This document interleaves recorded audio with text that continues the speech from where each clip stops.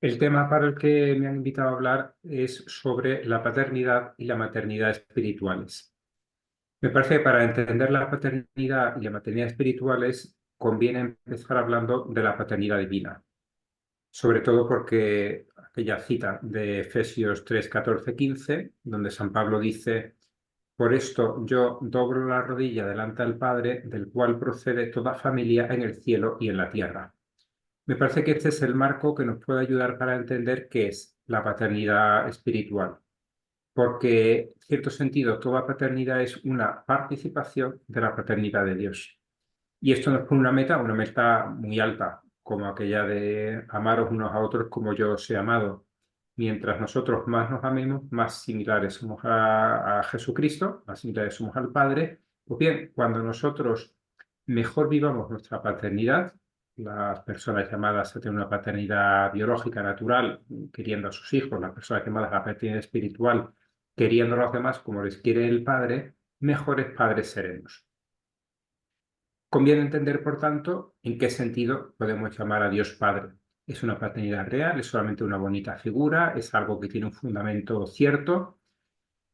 Dios se llama ya desde el Antiguo Testamento Padre en el sentido de que es creador, es decir, genera de la nada, y en ese sentido la mejor imagen que podría haber es la de un padre, que también antes de que los padres hagan algo no existe el chico, después de que los padres hayan hecho algo, pues el chico existe. Por lo tanto, claramente hay un parecido entre Dios creador y unos padres biológicos.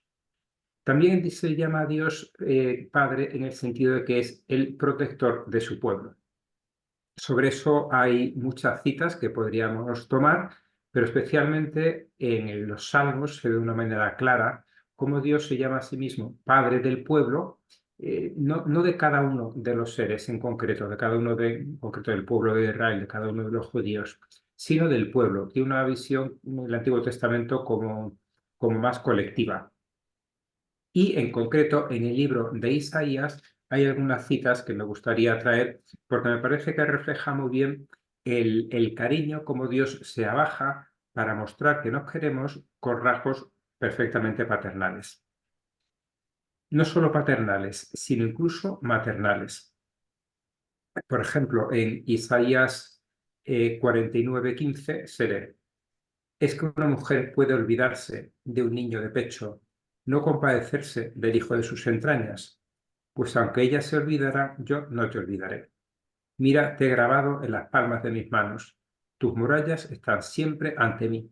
Esta expresión me gusta mucho porque, como muchas del Antiguo Testamento, es como muy gráfica. El que tengo tatuada en mis manos. Porque me recuerda qué hace un niño cuando no quiere olvidarse de algo. Por lo que hace es apuntarse. ¿Qué hacíamos nosotros antes de que existiesen los celulares si queríamos recordar un número de teléfono? Lo apuntamos en la palma de la mano. De forma que cualquier cosa que yo agarro, suelto, cualquier movimiento, lo veo delante. Porque Dios nos está diciendo, se compara con el cariño de una madre y está diciendo: así es como yo te quiero, así es como yo te tengo delante de mí. Más adelante, ya prácticamente al final del libro de Isaías, Dios de una manera muy clara vuelve a manifestarse también con rasgos paternales. Mirad, yo hago discurrir hacia ella como un río de paz, y como un torrente desbordado la gloria de las naciones. Os amamentaréis, seréis llevados en brazos y acariciados sobre las rodillas. O sea, Dios se presenta como un padre o incluso como una madre que cuida de una manera tierna a su pueblo. Y aquí nos podemos hacer una pregunta y es: ¿Dios es padre o es madre? Recientemente algunos anglicanos han pedido modificar el Padre Nuestro porque decían que es una visión machista de Dios el hecho de llamarle padre. Pues bueno, acabamos de ver cómo Dios no solamente se llama padre, sino que también se llama madre. En sentido estricto, Dios no es ni padre ni madre, porque no es ni hombre ni mujer, sino que es el fundamento de la paternidad y de la maternidad, de la masculinidad y de la feminidad. Ahora bien, Dios se llama a sí mismo Padre y aunque asume rasgos maternales, no dice llamadme madre, sino dice llamadme padre, y no dice yo soy la madre del pueblo, sino yo soy el padre. porque hay algunas características específicas en la paternidad que son distintas de la maternidad. La paternidad tiene algo de activo y eso se ve en el acto conyugal. La maternidad tiene algo de pasivo, que se ve en el acto conyugal también. La paternidad tiene la fuerza propia de la masculinidad, que físicamente, también de masa muscular, de crecimiento. La masculinidad tiene más de ternura, porque en las especies mamíferas la madre es la que se va a ocupar de amamantar a las crías y la dependencia de las crías no va a depender tanto de la madre, del padre como de la madre. Por tanto, hay algunas diferencias a nivel físico y que tienen sus repercusiones también a nivel psicológico. Pues bien, Dios se identifica no solamente con la ternura, sino se identifica con la fuerza, con la actividad, con la potencia, que tiene que ver mucho con la creación. Esto lo volveremos al hablar de la paternidad y las diferencias de la maternidad espiritual, veremos que también tiene su importancia.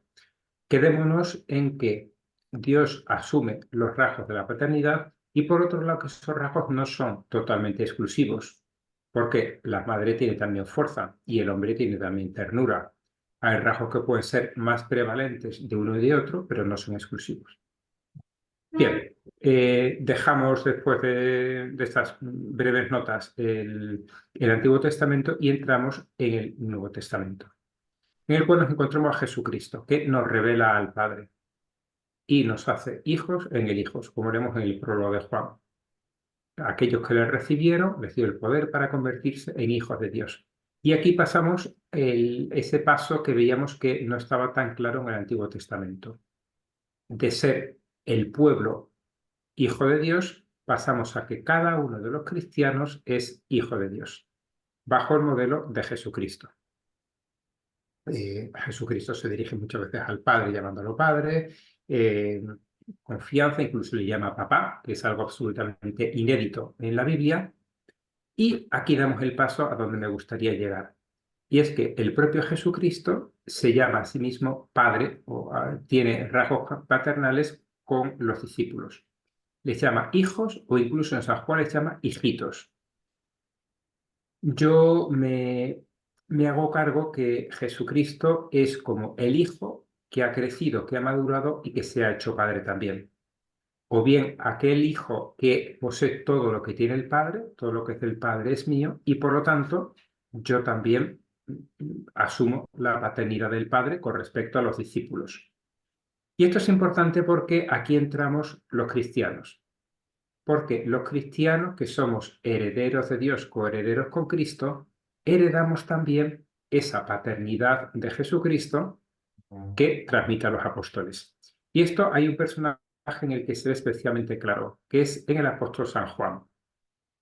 San Juan era el discípulo predilecto de Jesús, aquel que durmió en su pecho o que se recostó en el pecho en la última cena, que era el hijo del trueno, por tanto era joven, adolescente, pero tenía una gran fuerza. Pues bien, cuando pasan los años, ese apóstol con esa fuerza dice, Señor, ¿quieres que hagamos bajar fuego y azufre sobre la ciudad de Samaria, que no nos ha recibido? Pues se convierte en una especie de viejecito bonachón y es en sus cartas donde vuelve a aparecer esa misma expresión que había salido de labios de Jesús, hijos e hijitos. Así es como San Juan se dirige a la iglesia, a la cual dirige sobre todo su primera carta.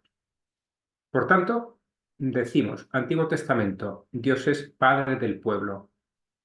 Nuevo Testamento, Jesucristo se representa como el Hijo de Dios por naturaleza y nos hace hijos del Padre. Pero a la vez Jesucristo es el Hijo que ha crecido, que se ha hecho mayor y que se convierte en Padre. Y nosotros, hijos del Padre a través del Hijo, nos convertimos también Padre ¿de quién? De las futuras generaciones, como San Juan y como también se puede leer en San Pablo. Leo brevemente algunas de las citas más características. En 1 Corintios 4, San Pablo dice, no os escribo esto para avergonzaros, sino para amonestaros como a hijos míos queridísimos. Pues aunque tengáis 10.000 pedagogos en Cristo, no tenéis muchos padres, porque yo os engendré en Cristo Jesús por medio del Evangelio. Y aquí entramos en una idea muy interesante, ¿no? Pablo se enlaza, como ya hemos visto en San Juan, en esa cadena de paternidad y filiación, pero en concreto, él nos dice que nos ha engendrado, a sus discípulos en Cristo Jesús. Es decir, si alguien engendra, si alguien es padre, engendra para una vida. ¿Cuál es esa vida? Es evidente que los padres no engendran la vida natural. La vida a la que San Pablo engendra es la vida en Cristo.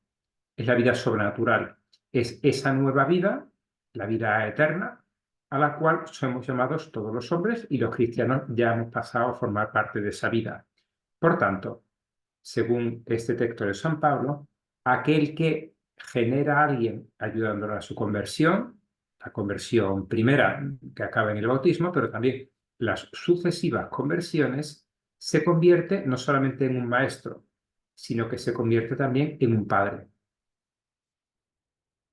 Más adelante, en 1 Tesalonicenses 2, 7, 12, San Pablo continúa con esta idea. Dice así: aunque como apóstoles de Cristo podríamos haber impuesto el peso de nuestra autoridad, sin embargo, nos comportamos con dulzura entre vosotros. Como una madre que da alimento y calor a sus hijos, así, movidos por nuestro amor, queríamos entregaros no solo el Evangelio de Dios, sino incluso nuestras propias vidas. Tanto os llegamos a querer. Aquí San Pablo se presenta no solamente como el padre que engendra, sino también como el padre que cuida, porque un padre no tiene función simplemente de lanzar hijos al mundo, sino que también tiene la función de cuidar. Por tanto, tenemos una segunda función también paternal. No solamente generar a alguien a hijo, no solamente ayudar a que se nazca la gracia o se convierta si la ha perdido, sino también el propio nutrimento. Y además aquí San Pablo, al igual que habíamos visto en estos textos de Isaías, se representa a sí mismo no solamente como padre, sino también como madre, como una madre que da alimento y calor a sus hijos.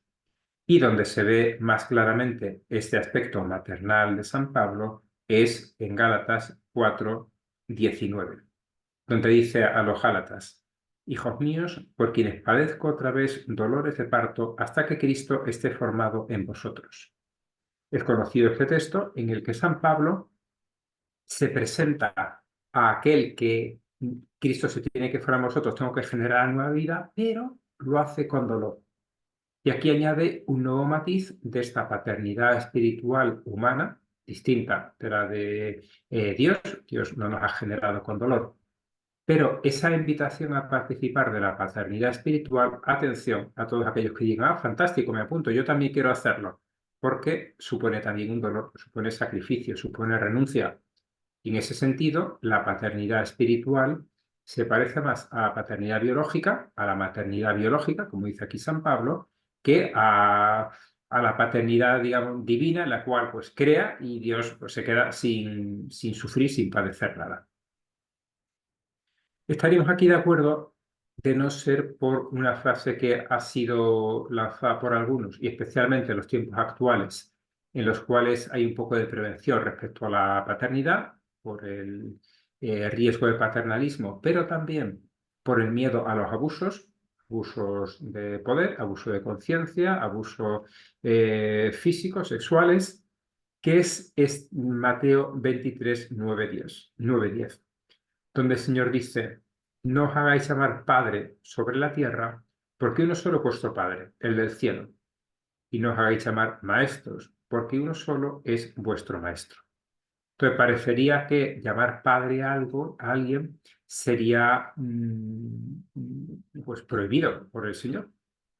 Eh, Habría que matizar y poner en contexto esta frase, pero yo diría que podemos tranquilamente aceptar la paternidad espiritual y que se diga de esa manera si pillamos al pie de la letra que dice el Señor, que no es: no dejéis que nadie os llame.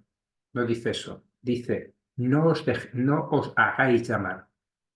Es decir, no forcéis a otro. Un ejemplo viene claro, ¿no? Uno puede decir: pues este es para mí como un padre, este es mi padre espiritual.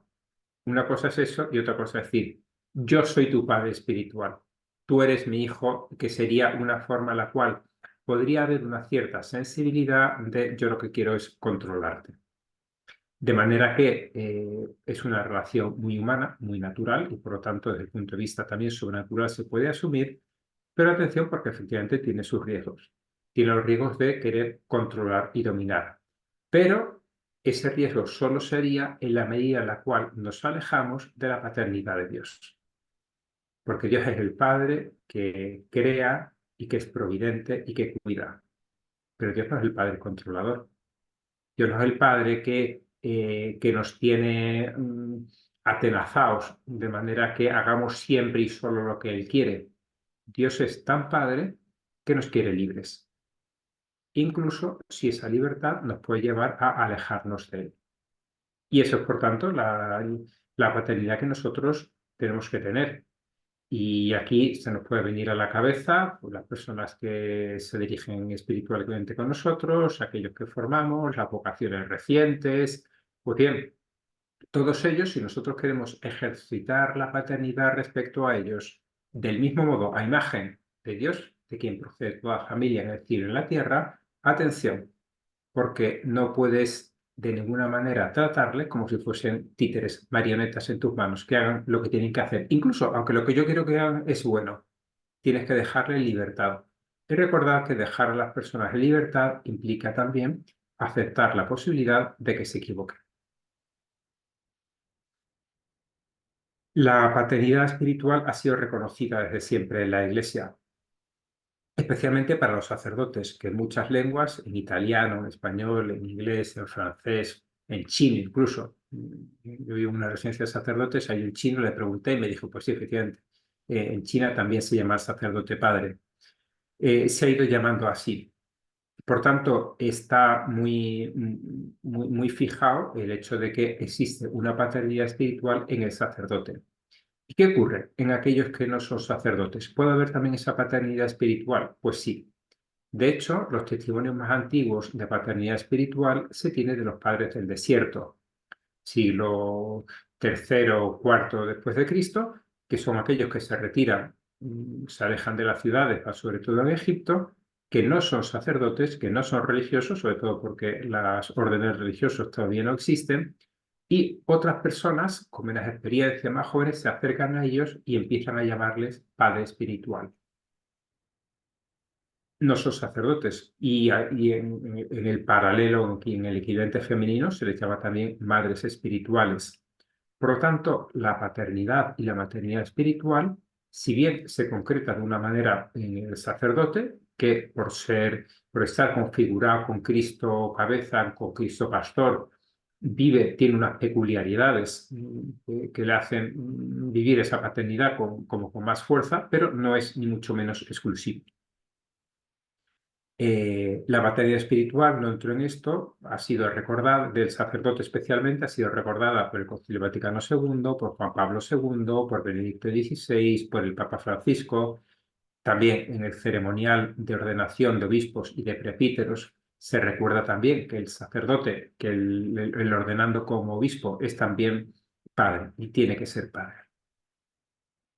Bien, la paternidad se ha encontrado siendo una cosa más o menos pacíficamente aceptada y valorada como algo positivo, se ha encontrado con dificultades a lo largo de los años,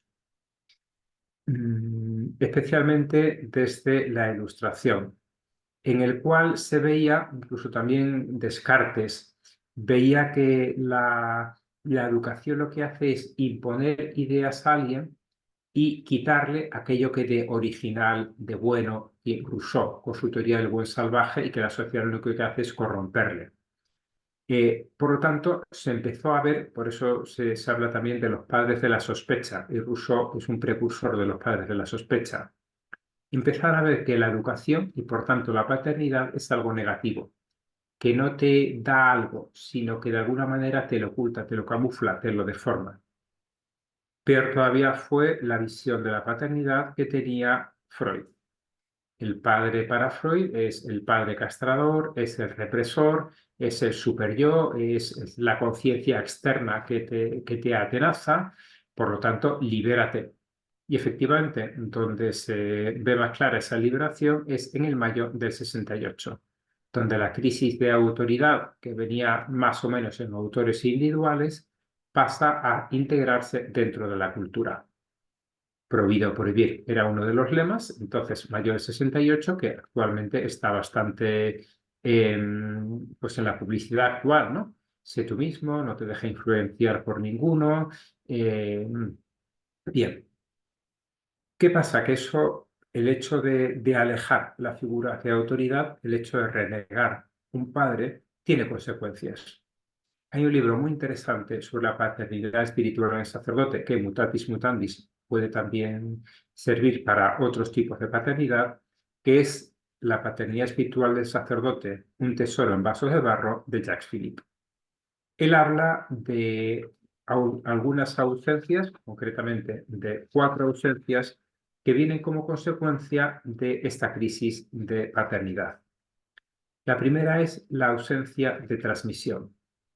Dice Philip que si uno no se reconoce padre de alguien, no recibe una cultura, un lenguaje, una riqueza, una tradición, un saber quién es, una identidad, que vale que yo me la tendré que construir, pero no es lo mismo construir quien yo soy, modificando, modelando, integrando y rechazando algunas cosas de lo que recibo de mis padres, que si yo me encuentro delante de un folio vacío, del cual apenas tengo uso de razón, y tengo que decidir quién quiero ser yo. Se empobrece, por tanto, la persona. En segundo lugar, Philip habla de una crisis, de una ausencia de misericordia. Y pone un ejemplo que a mí me parece muy bonito, que es que recuenta, vuelve a contar la parábola del hijo pródigo, quitando al padre misericordioso. Por tanto, cuando el hijo menor se convierte, se arrepiente y vuelve a la casa del padre, ¿con quién se encuentra? Con el hermano mayor, nada menos. Es decir, él arrepentido, contrito y muerto de hambre y pobre, vuelve a casa y se encuentra con que el hermano le pega un palo y le dice, por no haberte ido es tu problema. El padre es el que da misericordia. El padre es el que acepta. El padre es el que quiere. El padre es el que reconoce, y por tanto afirma. Es decir, la madre, todo el mundo, hay testigos, la comadrona, el médico, de que es la madre. El padre tiene que ir desde fuera y decir, este es mi hijo. El padre reconoce. Y esto es algo que al hijo, una familia normal, sana, estructurada, le llena de sentido de validez.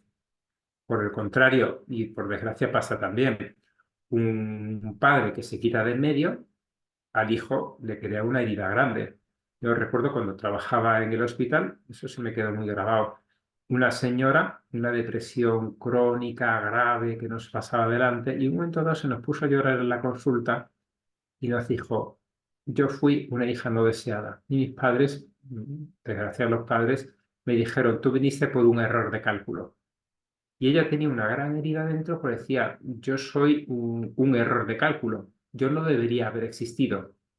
Mis padres se equivocaron, en lugar, claro, qué bonito es decir, mis padres se quisieron y yo nací. Pues en este caso es, mis padres se equivocaron y yo nací. Atención, porque en esto la fe en Dios le da la vuelta a este razonamiento. Porque tus padres se pueden haber equivocado, pero Dios no se ha equivocado. Atención, en ese sentido, un sentido de la paternidad divina puede sanar también las deficiencias de la paternidad humana. Tercera ausencia, según Jacques Philippe, sería la ausencia de discernimiento para ejercitar la libertad. El padre es el que te toma de la mano y te enseña a escribir.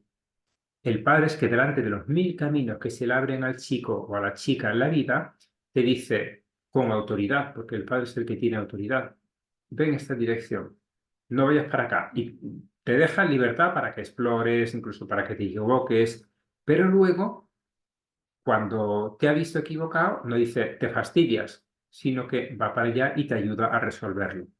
En todo caso, te orienta.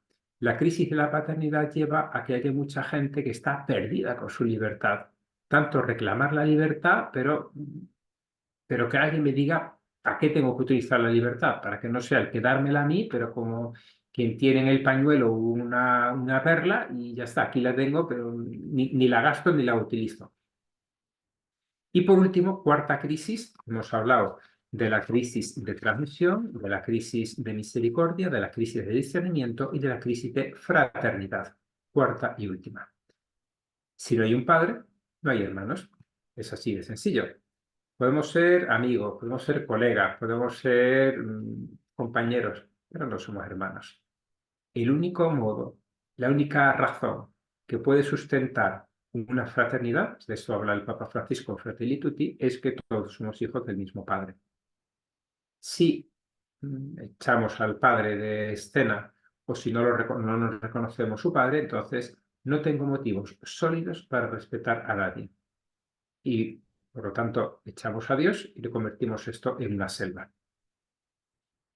Bien, vemos por tanto que la paternidad, empezamos hablando, tiene un fundamento bíblico, una transmisión entre Dios creador y Jesucristo y los discípulos que vamos transmitiendo esa paternidad de Dios a los demás. Podemos ser imagen de Dios que transmitimos esa paternidad. ¿Pero en qué sentido? Pues en un sentido espiritual, decíamos. Una paternidad no es solamente biológica, estamos hablando de una paternidad espiritual. Y es que eso no es exclusivo de personas de iglesia, por así decir. Cualquier padre biológico ejercita también una paternidad espiritual respecto a su hijo, porque no solamente trae hijos al mundo, sino también quiere educarlo también como buen ciudadano, como buen cristiano, hasta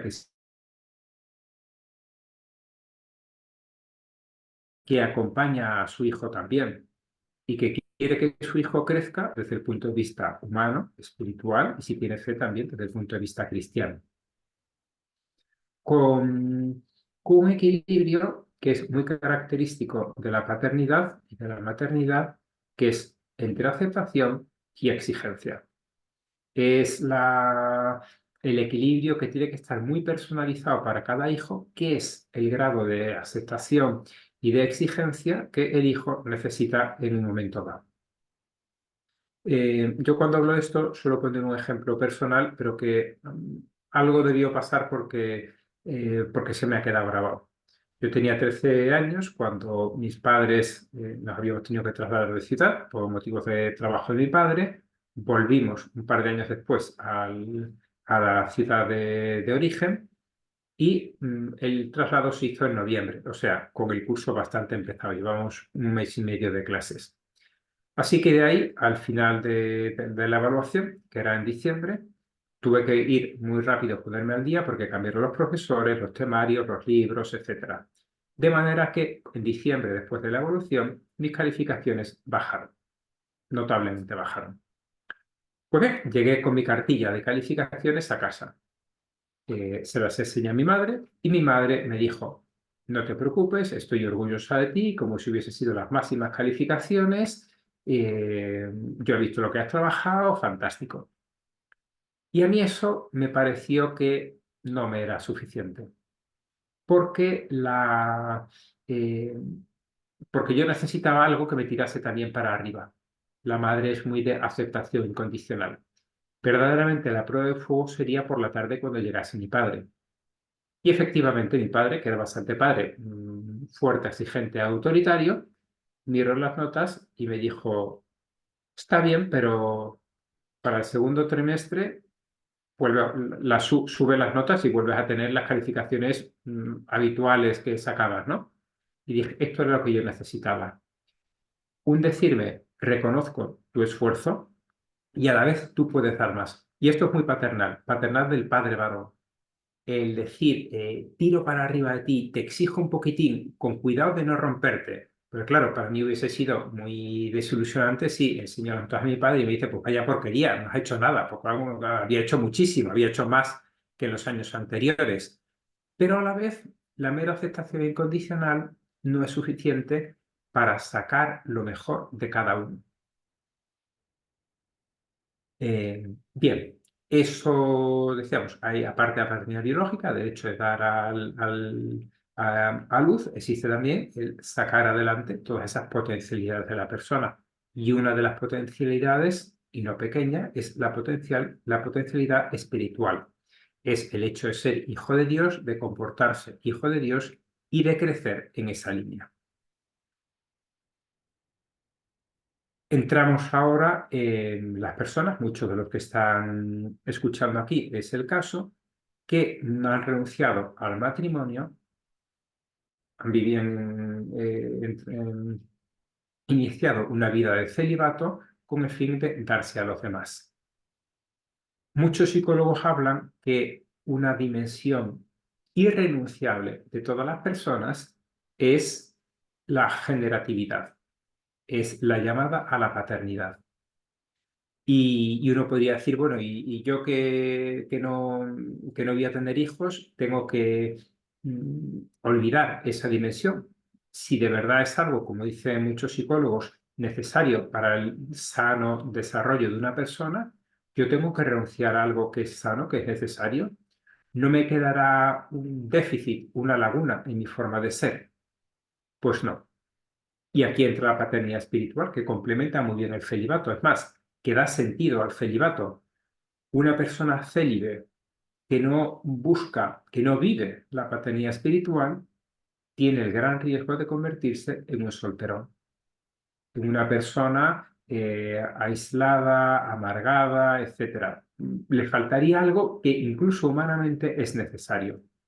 Y por el contrario, una persona que tiene esa generatividad de dar vida sobrenatural a los demás, entonces siente que su celibato tiene sentido, que su celibato es algo que le enriquece también humanamente, que no me quita, sino que me da.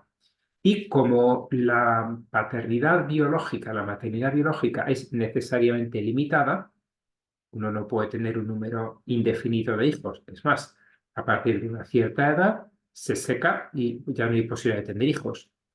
Pues bien, la paternidad y maternidad espiritual del celibato es algo que no tiene límites. Una persona puede tener 30, 40, 50, 80, 90 años y seguir generando hijos en Jesucristo. De manera que es algo que llena, es algo para potenciar. No entro, pero desde luego para entender la paternidad espiritual vale la pena leer la carta Patris Corde del Papa Francisco, donde habla precisamente de cómo San José ejerció esa paternidad que no era biológica, por tanto era espiritual. Es decir, si queremos un modelo de paternidad espiritual, ni siquiera tenemos que ir a Santa María, que también, sino que tenemos que ir a San José. Santa María, desde luego, es modelo de paternidad espiritual, no respecto a Jesucristo, porque es una maternidad biológica, sino con respecto a todos los fieles, porque recibe a San Juan al pie de la cruz, y aquí a tu hijo, y ahí a tu madre, y nos asume a todos, aunque no hemos sido generados por ella, dentro de su regazo. Y nos protege y nos ayuda, intercede a Dios, a su Hijo por nosotros, y se adelanta en nuestras necesidades, hace lo que os dirá, etc. Por lo tanto, tenemos estos dos modelos de cómo vivir la paternidad espiritual. ¿Cuáles serían las implicaciones prácticas de esta paternidad espiritual, de alguien que quiere vivirla, que se empeña en vivirla? Pues yo lo he dividido en tres categorías. La primera sería la identidad. El hecho de querer vivir la paternidad espiritual me da a mí una identidad que comienza por sentirme hijo. No empieza por hacerme padre, empieza por sentirme hijo. Una persona será mejor padre en cuanto será mejor hijo. Y en concreto será mejor padre en el orden de la gracia cuando sea mejor hijo de Dios. Y por lo tanto, si uno dice, pues a mí me gustaría, pues porque por mi labor de apostolado, de evangelización, porque vivo en el celibato y me di cuenta que esto es algo que me llena. Muy bien. ¿Qué tengo que hacer? Fomentar tu sentido de ser hijo de Dios. Dirige, trabájate en tu oración, el dirigirte al Padre, saborea el Padre nuestro. Y eso te ayudará a aprender de Dios Padre cómo Él te quiere a ti, cómo te trata, cómo te respeta, y tú intentarás ejercitar tu paternidad espiritual a imagen del Padre. Segundo, te da un sentido paternal. Un sentido paternal que quiere decir que yo he recibido mucho y no me lo quiero quedar. Yo necesito que esto rebose y que este amor de Dios y que esta paternidad de Dios se manifieste también en el trato que yo voy a tener hacia otras personas. Entonces, junto a la identidad filial con la que empezamos, tenemos la dimensión paternal también. Pero para tener hijos, nosotros no somos amebas o estrellas de mar, que nos reproducimos por bipartición. Para que haya una verdadera paternidad o maternidad en sentido humano, tiene que haber un cónyuge. Es decir, se requiere una esponsalidad. Y esta esponsalidad, especialmente para la persona célibe, viene a través de Jesucristo. En el caso de las mujeres, especialmente de las consagradas, ello el sentido de la esponsalidad con Jesucristo, ¿no? Incluso reflejada en los votos, en la ceremonia de consagración, en el hecho de que las religiosas suelen tener un anillo. La relación con Jesucristo viene muy mediada, en el caso de las religiosas, a través de esa esponsalidad con Jesucristo. Y es algo que es muy para desarrollar. ¿Qué hacemos en el caso de los varones? Los sacerdotes, por ejemplo. Pues sería un poco antinatural decir que yo vivo la esponsalidad casándome con Jesucristo. Pues esto no me suena. No, no, no. Pero es que Jesucristo es el esposo. ¿El esposo de quién? El esposo de la Iglesia, a la que quiere como una virgen casta, por la cual se sacrifica. O bien, en el caso de los sacerdotes, la generatividad viene a través de la Iglesia, del darse a la Iglesia. Pero la Iglesia no es el templo, la Iglesia son los cristianos. Y por tanto, al sacerdote, y todos tenemos también el sacerdocio real, o sea, incluso los que no tengan el sacerdocio ministerial, quiere decir que en la medida en la que yo me doy a la Iglesia, a los cristianos, voy a generar también en ellos a Cristo. A pesar de que, como San Pablo, esa generación me implique también dolor.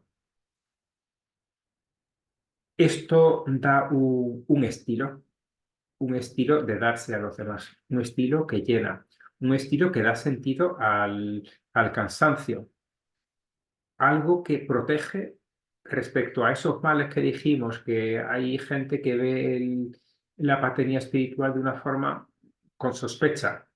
Pues vivir, entender la paternidad espiritual nos protege contra esas sospechas, porque nos protege, por ejemplo, contra el peligro del cansancio. Todos nos encontramos cansados, pero si vemos cómo se comporta un padre o una madre de familia cuando sus hijos lloran por la noche, gritan, se pelean, etcétera, son un ejemplo de cómo darse continuamente a pesar de que están cansados. Y si les preguntas a la mañana siguiente, guau, ¿no durmió esta noche? No, es que el niño estaba durmiendo, estaba llorando y, oye, pues eres heroico. No, no soy heroico, soy padre, ya está. Lo vivo con una grandísima naturalidad. Pues bien, cuando uno se siente padre de los fieles, cuando llega el momento de sacrificarse, de no poder tener un descanso, de no tener un poco de tiempo para sí mismo, dice, pues claro, ¿por qué? Porque son mis hijos, es la cosa más normal. Es que tengo que... bueno, no, y además no me pongas medallas, porque igual que una madre es decíamos, protege de los riesgos de cansancio, de los riesgos de narcisismo, porque un buen padre no quiere que el hijo sea como él. Un buen padre quiere que el hijo desarrolle sus propias características, sus propias potencialidades. El padre quiere que el hijo sea él mismo, no un clon. Eso sería un padre que no ha entendido la verdadera paternidad, un padre que no lo es a imagen del padre. La paternidad espiritual es también un riesgo, una solución contra el riesgo del clericalismo, del querer que todos me obedezcan, me sirvan. El padre no está para servir. El padre es aquel que ha asumido que va a dar más de lo que recibe. Y atención, porque esto es una de las cosas que más protegen contra el burnout. Cuando una persona asume que yo voy a dar más de lo que reciba. que yo podré dar mucho, pero no voy a pedir que me tengan que dar otro tanto. ¿Os imagináis un padre que diga, oye, hijo mío, que yo te he dado muchas cosas, ahora te toca a ti darme? Oye, que yo te he preparado la comida durante tus primeros 15 años, a partir de ahora tú me la preparas. No, no, no. Te prepararé la comida hasta que te vayas de casa y cuando vuelvas a venir seguirás teniendo aquí un plato caliente. Eso es un padre. No pide reverencias, no pide privilegios, todo lo contrario, todo lo que tiene se lo da al hijo. Y lo ve como una cosa normal, no como un sacrificio. Cuarta prevención, hemos dicho cansancio, narcisismo, clericalismo, activismo. Un padre no se dedica a producir, a producir, a producir, a decir, niño, déjame tranquilo que tengo muchas cosas que hacer, que tengo que ganar dinero para que tú puedas tener un colegio, ropa, comida, irnos de vacaciones. No, no. El padre sabe que lo principal que le puede dar al niño es su propio tiempo, su propio cariño. Y por lo tanto sabe perder el tiempo a los demás, con los demás, sabiendo que lo que está haciendo no es perderlo, sino invertirlo en aquellos a los que quiere, por los que se preocupa. Todos tenemos muchas cosas que hacer. La pastoral es muy exigente, el tiempo siempre es bien más escaso, pero lo que nos pide nuestra paternidad, lo que nos pide Dios es que estemos atentos de las personas, de cada uno de ellos. Y quinto y último, la paternidad es sin duda la mejor protección contra los abusos. Un padre no es abusador. Un padre no quiere obtener placer a través del contacto con su hijo. Un padre respeta. Un padre sabe poner límites. Un padre sabe que hay cosas que no se hacen porque haría daño al hijo. Porque está para servir al hijo, no para explotar al hijo en su propio favor. Algunas consecuencias para el discernimiento vocacional, que sería el último punto que me gustaría tratar. ¿Cómo hacer para que ya desde los ambientes formativos promovamos esta paternidad espiritual? Leo un texto de un libro que leí hace poco que tenía que ver con esto. Un formador decía que uno de sus formandos le escribió en una ocasión: yo no he aprendido a ser sacerdote. Sé ser hermano, pero no he aprendido a ser padre. Esta confidencia, dice el autor, de un joven sacerdote me ha hecho reflexionar mucho. ¿Qué quiere decir sé ser hermano? Quiere decir que sé acompañar, sostener y ayudar. Sé escuchar y permanecer al lado de los otros. ¿Pero qué significa no he aprendido a ser padre? Significa que no sé guiar, que me cuesta tomar decisiones que comprometen a los demás, que no sé cómo protegerlos, cómo ayudarlos a crecer. Tengo la impresión de que no he recibido una herencia que transmitirles. Me siento desamparado ante lo que esperan de mí y no sé responder a sus expectativas. Y concluye: quien dice no he aprendido a ser padre, está confesando que es un huérfano. Con esa frase está manifestando muchas cosas. No he encontrado maestro que con rigor y benevolencia me haya mostrado un camino seguro. He sido alimentado con opiniones, sensaciones y reglas cambiantes.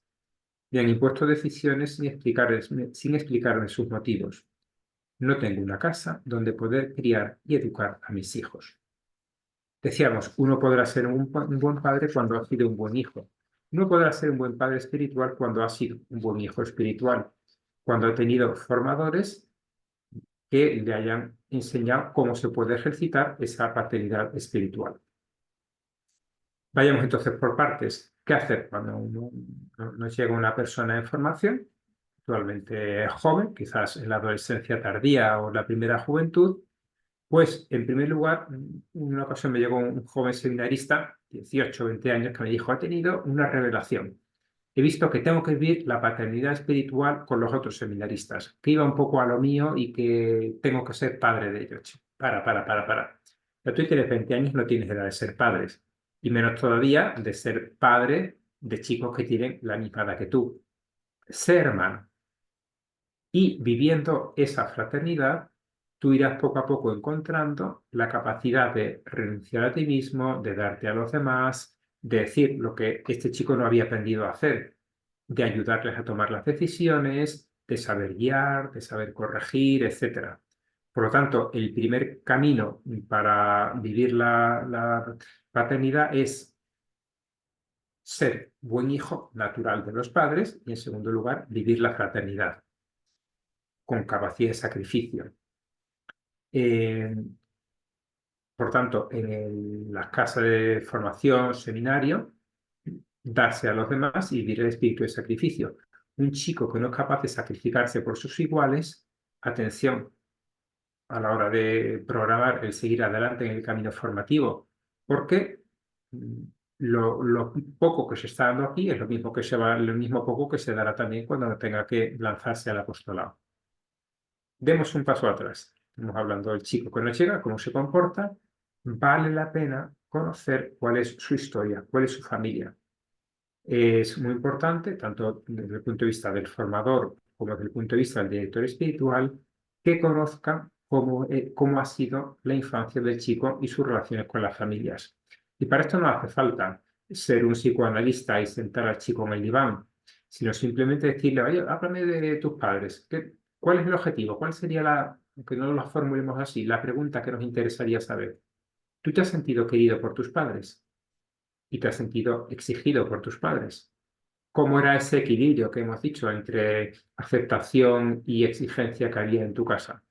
Porque si tu familia era una familia de poca exigencia, no solamente tú no has llegado a todo lo que podrías hacer, sino que probablemente, como te has quedado a medio camino de tus potencialidades, tu autoestima será baja, que es una de las consecuencias que tiene una familia que no ha exigido, que crea gente con una autoestima necesariamente baja porque no ha fructificado, no se ha desarrollado.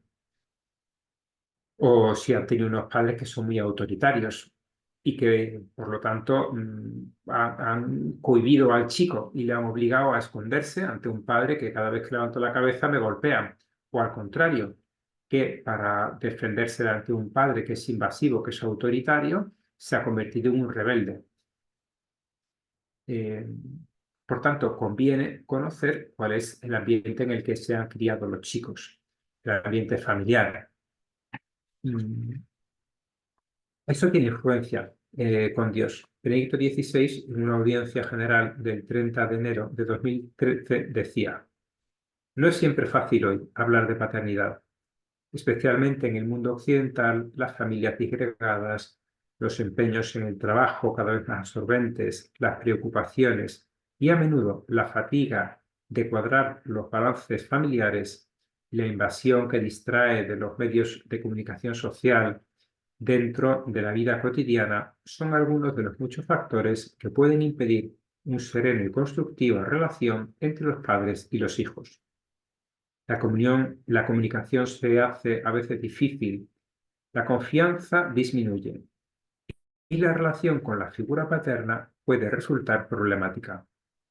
Y entonces se hace también problemática la imagen de Dios como un padre, porque no hay motivos adecuados de referencia.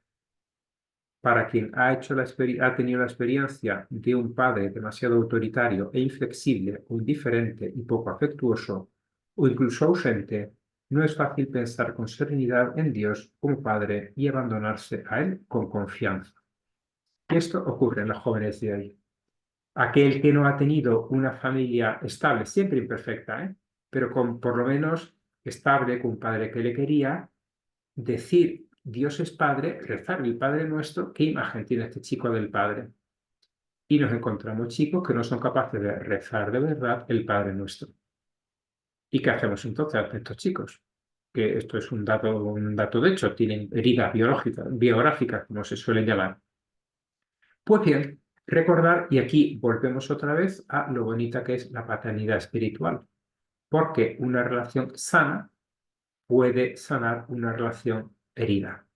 Es decir, si ese chico que entra en un ambiente en el cual se le va a formar y va a ver a los formadores, al director espiritual, a las vocaciones más sólidas, más afianzadas, como figuras paternales, y esas figuras le respetan, le exigen, le quieren, le dan explicaciones, hablan con él, le corrigen, pero de una manera afectuosa, le escuchan, le dedican tiempo, entonces el chico podrá ver que, entonces la figura que yo tenía, la imagen que yo me había hecho de lo que es un padre, que había dicho, yo no quiero ser padre, yo no quiero tener una relación con nada que me suene a padre, porque es negligente, ser abusivo, ser autoritario. Pero resulta que aquí hay alguien que a mí me recuerda también a un padre y yo con este padre sí que puedo ser.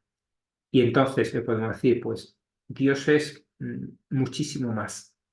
Dios es lo que aquí intuyes y entonces se le pueden abrir también puertas a este chico para tener una relación con Dios muy bonita. Incluso hay una cosa más.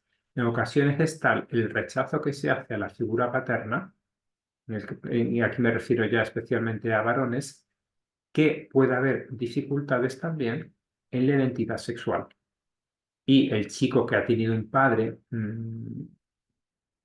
muy malsano, puede incluso tener problemas para decir, yo no quiero ser como mi padre, yo no quiero ser varón siquiera. Al encontrar un varón que es respetuoso, que no es... No, pues la pertenencia espiritual, importante recordarlo, como es espiritual, pues no pone las manos encima de la gente, porque no es...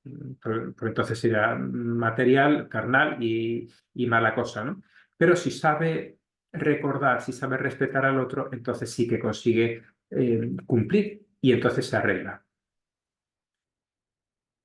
Vivir la filiación divina que decíamos que es el origen, ¿no? Nos remontamos todavía un poco más. El Papa Francisco en Christus Vivit dice, quizás la experiencia de paternidad que has vivido no ha sido la mejor. Tu padre terreno quizás ha sido lejano o ausente, o por el contrario dominante y posesivo. O simplemente no ha sido el padre que tú necesitabas, no lo sé. Pero lo que sí puedo decirte con certeza es que puedes lanzarte con total seguridad en los brazos de tu Padre Divino, de aquel Dios que te ha dado la vida y que te la da en cada momento. Él te sostendrá cálidamente y al mismo tiempo sentirás que respeta hasta el fondo tu libertad. Efectivamente, estos chicos que tienen dificultades en encontrar una figura paterna, el descubrir la paternidad de Dios y el descubrir la paternidad de nosotros, siempre limitados, pero que intentamos hacerlo lo mejor posible, les puede ayudar también a sanar y a encontrar un modelo de paternidad. Junto a esto, como somos seres de carne y hueso, a estos chicos que vienen de familias rotas y que quizás tienen una imagen un poco distorsionada de Dios, les puede ayudar también insertarse en familias y especialmente en chicos que se están preparando en la vocación y que vienen de hogares rotos y que no han visto que es un padre y una madre que se quieran y tres hermanos que se sientan en casa y que, vale, se pelean un poco, pero también se sirven y se dejan un plato para poder repetir el otro y yo me fastidio un poco. ¿Cómo hacer para que lo integren y que luego lo puedan vivir también en la comunidad o en el seminario, donde sea? Pues les puede venir muy bien a estos chicos decir, oye, pues en verano, en unas vacaciones, en un fin de semana un poco largo, pero no te vas a la casa de ese otro chico que sí que tiene esa familia estructurada para hacerle compañía y conocer a sus padres. Mi experiencia de esto es fantástica. Porque el chico no es ya que tú le cuentes que es una familia normal, le cuentes que es el servicio, que es el cariño, que es un padre que se preocupa, sino que es que lo ve. A veces llega un poco diciendo, si yo hubiese tenido esto, ¿cómo hubiese cambiado mi vida? Los sufrimientos que me hubiese ahorrado. Pero ya tienes algo que lo ha visto, que lo ha tocado, que dice, esto es atractivo, yo quiero hacer esto, yo quiero construir esto. Y ya sea que Dios le llame para el matrimonio, ya sea que le llame también para la vida de celibato y la paternidad espiritual de la que estamos hablando aquí, el chico tiene puntos de referencia bastante más claros.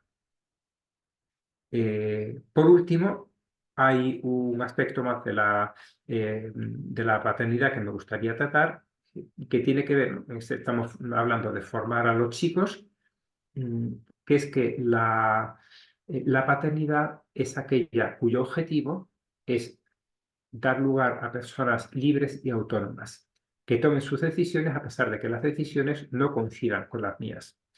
Probablemente tendréis experiencia de un chico que toma la decisión de tomar una carrera profesional, unos estudios, un trabajo distinto del que el padre quería. El padre quería que fuese ingeniero y se hace abogado, que fuese médico y se hace lo que sea. parte del cariño y del respeto por el chico es adelante. Quizá incluso puedo tener motivos para pensar que no es el mejor camino, pero si tú crees que es el tuyo, adelante. Yo estoy a tu lado, tanto para acompañarte y ojalá tengas tu razón, como, y esto puede ser más difícil, si te has equivocado, no decirte, ya se veía venir que esto no iba a salir adelante, sino, bueno, vamos a ver cómo lo arreglamos entre los dos. En todo caso, el padre, y aquí leo una pequeña cita de Patris Cordi del Papa Francisco, un padre consciente de completar la propia acción educativa y de vivir plenamente la paternidad, sabe que alcanza el máximo cuando se ha hecho inútil, cuando ve que el hijo se ha hecho autónomo y camina solo por los caminos de la vida. Cuando se pone en la situación de San José, que siempre ha sabido que ese niño, con mayúscula, no era suyo, sino que simplemente se le había confiado. En cierto sentido, estamos siempre todos en la condición de San José, sombra del único Padre celeste. Efectivamente, dejar a la gente en libertad, también cuando a su toma caminos que no coinciden con nosotros, el chico que le guiamos con condiciones para seguir una vocación, que dice, pues no la quiero seguir, rezaré por ti, pero adelante.